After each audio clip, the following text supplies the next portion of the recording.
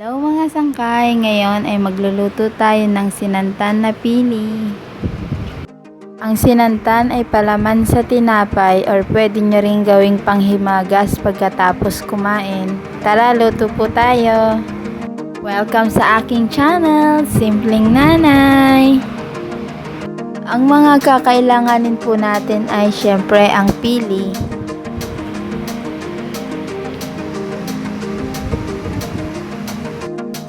Sangkaka or matamis na binao. Kailangan natin ng liputok para sa huling gata mamaya. Papansin po ninyo may nakalutang na mantika. Ito rin po kasi yung ginamit ko sa pili coated nuts na kawali. Parehas lang naman kaya di ko hinahinigas. Buksan na po natin ang stove at haluin po natin ang gata.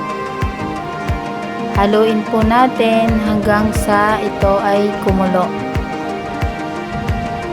Kapag gulong-gulo na po siya, ilagay na po natin yung matamis na binao. Ito dapat po ang unahin natin. Dapat matunaw muna ito bago natin ilagay ang pili. Durugin po natin ang sangkaka hanggang sa ito po ay matunaw.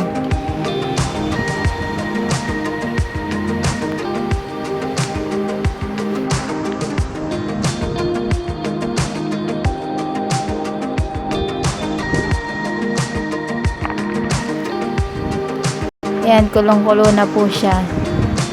Halos tunaw na po yung sangkaka natin. Maaari na nating ilagay ang pili. Haluin po natin ang haluin. Lagyan natin ng kaunting anis.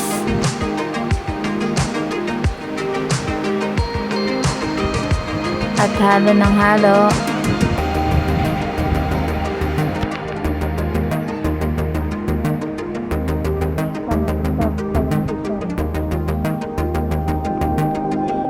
Lagyan din natin ng kaunting asin.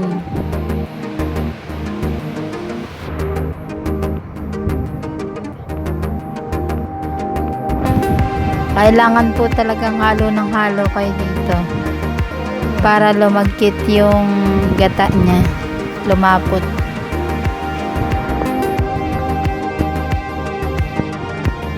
Huwag po natin hahayaan na matutungan yung gata, matutungan ng ating pili.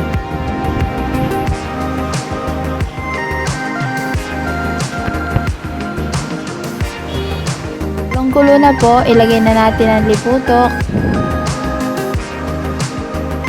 at haluin po natin ulit para hindi matutungan sa ilalim.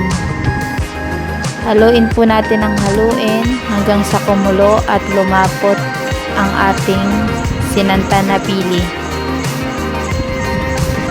Ayan, nakita nyo po sobrang lapot na yan, kulong-kulo na. Pag lamig nito, maaari na nating ipalaman sa tinapay or pwede po nating kainin panghimagas.